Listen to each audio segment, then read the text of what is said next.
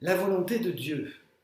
Il nous paraît important, en continuant cette recherche, cette explicitation, cette compréhension de la divine volonté, de resituer la volonté de Dieu, faire la volonté de Dieu et vivre de la divine volonté. Alors, vivre du don de la divine volonté, comme vous le voyez dans ce schéma, c'est l'œuvre de Jésus à travers les écrits de Luisa Picaretta, ce sont ces 36 volumes, cette connaissance de la divine volonté à travers les écrits.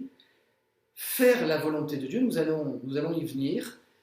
On est dans la parole de Dieu, dans l'écoute de la parole de Dieu, la compréhension de la parole de Dieu et l'accueil de sa volonté à travers les événements de la vie.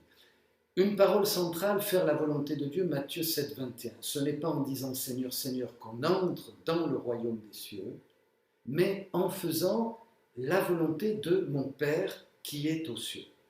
C'est très clair pour l'Évangile. Le Christ indique clairement et donne la direction, accueillir, écouter, nous allons le voir, recevoir la volonté du Père dans notre vie.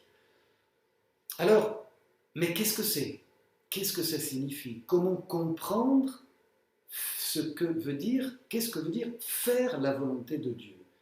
D'abord, il faut comprendre qu'il y a une volonté générale de Dieu, la volonté de Dieu pour tous les hommes, que tous les hommes soient sauvés. C'est toute la pédagogie du Père à travers la Bible. Dieu envoie Moïse, il envoie la loi, il y a les juges, les prophéties, toute une pédagogie divine de rassembler les hommes en un seul bercail, et puis il y a l'incarnation. La volonté particulière, c'est la volonté de Dieu pour moi, pour vous et moi. Qu'est-ce que Dieu attend de moi? La volonté générale, cette volonté de Dieu pour tous les hommes, eh bien, je viens de le dire, nous la trouvons dans la Bible, la Sainte Écriture. Ça reste pour nous notre pilier. Il est évident que si nous n'ouvrons pas l'Écriture, la Bible, si nous ne cherchons pas, si nous ne puisons pas dans ce trésor des Lumières, nous restons ignorants. Et nous sommes des ignorants. Et le magistère de l'Église, et ça pour nous catholiques, combien c'est important, c'est-à-dire la Bible, oui, mais aussi plus de 2000 ans de sagesse, de doctrine, de pensée, d'intelligence, à travers le magistère de l'Église, donc c'est-à-dire les pères de l'Église, les écrits, les dogmes. La volonté particulière de Dieu pour moi, elle aura toujours deux piliers. D'abord, la prière, l'intimité de Dieu avec moi. Je leur parlerai au cœur, je les conduirai au désert, dit le prophète Osée. Jésus dit à Louisa, j'ai enseigné que tous devaient prier afin de pouvoir au moins faire la volonté de Dieu. Et puis, écouter Dieu, l'écouter. Et comment nous l'écoutons? Nous l'écoutons justement dans l'attention que nous avons du cœur par la prière, par l'écoute de la parole de Dieu, par l'accueil des événements. Donc, écouter sa voix, l'Écriture nous dit, mes brebis, écoute ma voix, et moi je les connais, elles me suivent. Écouter Dieu, c'est se rendre familier avec lui, reconnaître sa voix. Quiconque est de la vérité, écoute ma voix. Vivre du don de la volonté, vivre du don de la divine volonté. Nous n'y sommes pas encore, mais nous sommes toujours dans cette compréhension de faire la volonté de Dieu d'une manière passive et d'une manière active. D'une manière passive, nous allons le voir, d'une manière active, il s'agit de vouloir la faire, connaître ce que Dieu veut. Faire la volonté de Dieu d'une manière passive, cela veut dire avoir une résignation amoureuse à la volonté de Dieu. Qu'est-ce que ça veut dire? Ça veut dire accepter avec amour ce que Dieu veut et permet dans nos vies, même les choses douloureuses, difficiles, les deuils, les séparations, les circonstances surprenantes de notre vie, les choses auxquelles nous n'avons pas prévu, les accepter, attention, mais avec amour. Là, nous sommes dans une résignation amoureuse. Au volume 2, Jésus dit à Louisa, la résignation absorbe tout ce qui peut être amertume et tristesse ou dégoût à la nature et le change en douceur. Mon être est pacifique, tranquille, de sorte que quoi qu'il arrive au ciel ou sur la terre, ne peut recevoir même le moindre souffle d'agitation. La résignation a la vertu de greffer dans l'âme ces vertus qui sont miennes. L'âme résignée est toujours en repos, pas seulement elle, mais moi aussi, car elle me permet de reposer aussi en elle. Et nous retrouvons ici aussi toute cette illustration chez les lettres de saint Paul où il parle de ce repos. Dieu se repose dans notre cœur, un cœur qui s'abandonne dans la volonté, dans cette résignation amoureuse, dans la volonté de Dieu et qui l'accueille. Cette grâce, ce repos, cette paix et cette joie, je dirais, nous l'avons résumé en quelques lignes chez saint Paul encore au chapitre 8 de l'Épître aux Romains, verset 28. Nous savons que pour ceux qui aiment Dieu, ceux qu'il a choisis et appelés, Dieu se sert de tout pour leur bien. Tout pour leur bien. Faire la volonté de Dieu de manière active, il s'agit de décider de faire dans la vie ce que Dieu veut, donc il y a une détermination, décider de faire ce que Dieu veut que nous fassions, et le faire avec amour.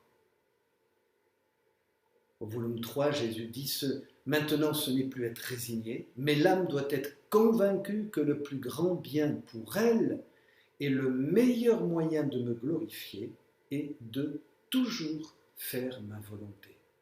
On va toujours encore plus loin, on avance dans les profondeurs du cœur de Dieu, dans l'intelligence de cette parole qui nous est donnée. Et puis ce texte dans le tome 21, vivre dans ma volonté ou faire ma volonté. Alors comment, quelle différence entre la créature qui vit dans ma volonté et celle qui fait simplement ma volonté? La première la possède et la tient à sa disposition. La seconde est sujette à ma volonté et ne la reçoit qu'en fonction de sa disposition. Et entre le fait de la posséder et celui de la recevoir, la distance est aussi grande qu'entre le ciel et la terre. La différence, semblable à la créature qui possède d'immenses richesses, est celle qui ne reçoit chaque jour que ce qui lui est absolument nécessaire. C'est pourquoi celle qui fait ma volonté ne vit pas en elle.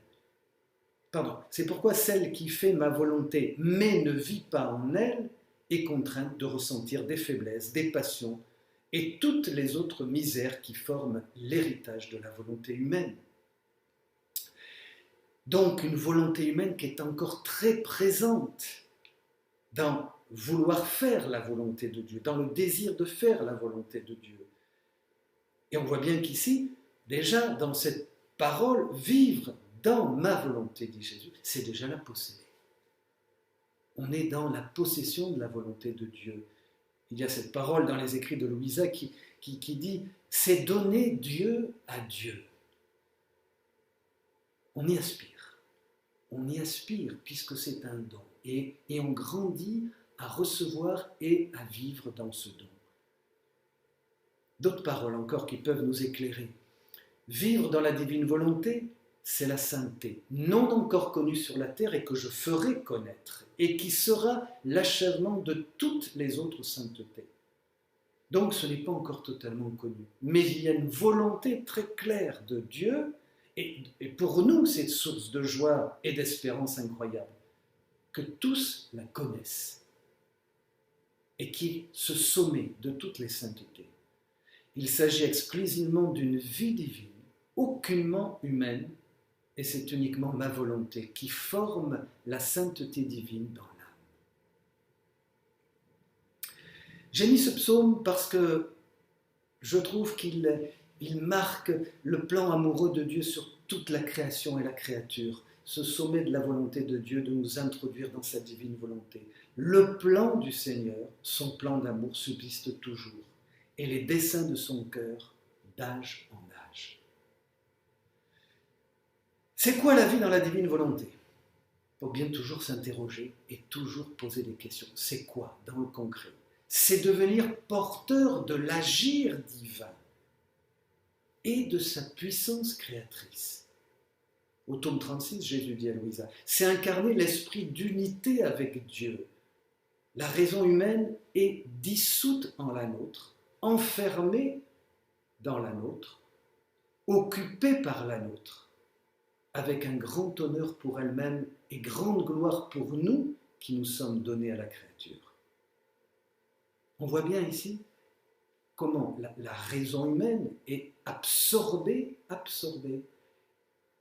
par la divine volonté, absorbée par Dieu. 1. Je donne ma volonté humaine en échange de la divine volonté. 2. J'entre dans l'humanité de Jésus, dans son amour, dans sa présence, dans sa vie, dans sa joie, toute son humanité, pour être un avec lui. Évidemment, je suis en communion, que nous soyons un, dit Jésus dans l'évangile de Jean. Jésus dira, entre en moi, transforme-toi en moi, et prends ce que tu veux en moi. C'est un chemin. C'est un chemin, il faut être patient. Je reprends ces paroles de l'Écriture. Je suis descendu du ciel pour faire non pas ma propre volonté, mais la volonté de celui qui m'a envoyé. Jésus leur répondit, ma nourriture, c'est de faire la volonté de celui qui m'a envoyé et d'accomplir son œuvre. Celui qui prétend demeurer en lui, il faut qu'il marche lui-même dans la voie où lui a marché. Et là, nous voyons bien à quel point la créature humaine est appelée à s'unir, à être plus qu'en communion, à vivre de l'union. C'est un chemin et un chemin d'abandon.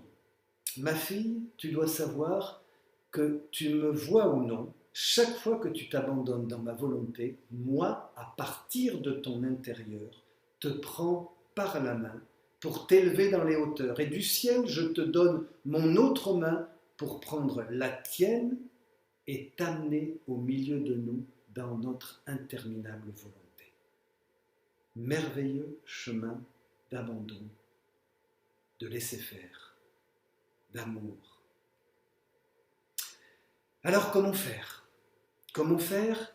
Comment le vivre ? Justement parce que peut-être vous et moi nous nous disons, moi je n'y arrive pas, je n'arrive pas totalement, je n'y suis pas complètement, et c'est un aveu d'humilité. Et il y a ce dialogue merveilleux de Jésus, deux dialogues là que je vous propose, en tout cas au tome 36, à cause d'une indisposition, donc une situation, un problème, involontaire ou d'une faiblesse, la créature ne fait pas ce qu'elle devrait, je ne coupe pas la vie, je la continue. Et il y a peut-être aussi dans cette indisposition ma volonté qui autorise ces faiblesses. C'est pourquoi la créature continuera de se confondre avec ma volonté. Un chemin d'abandon, un chemin de confiance. Si l'âme ne peut pas toujours agir dans la divine attitude, dans ses actes courants, elle peut le faire par sa bonne volonté. Je suis alors si content d'elle que je me fais la sentinelle vigilante de toutes ses pensées, de tous ses mots, de tous ses battements de cœur, etc. Les plaçant à l'intérieur et à l'extérieur de moi comme une escorte, les regardant avec amour, comme des fruits de sa bonne volonté. Merveilleux chemin d'amour et de confiance. Ma fille, vivre dans ma volonté est le don le plus grand. Pour cela, je veux voir d'abord que l'âme cherche à faire en vérité ma volonté, c'est le chemin, et jamais la sienne, et qu'elle est prête à tous les sacrifices pour le faire. J'aime tant les personnes qui vivent dans ma volonté. En elles, je reconnais mon image, mes propres traits de noblesse. En elles, j'entends ma propre voix. Je sens ma respiration. Si je renonçais à les aimer, je me ferais du tort à moi-même. Je serais comme un roi sans héritier, sans la noble suite de sa cour, sans la couronne de ses enfants. Un chemin plein d'espérance. Que Dieu vous bénisse, qu'il vous comble de sa grâce. Nous continuerons ensemble cette méditation et cet approfondissement dans de prochains programmes. À bientôt.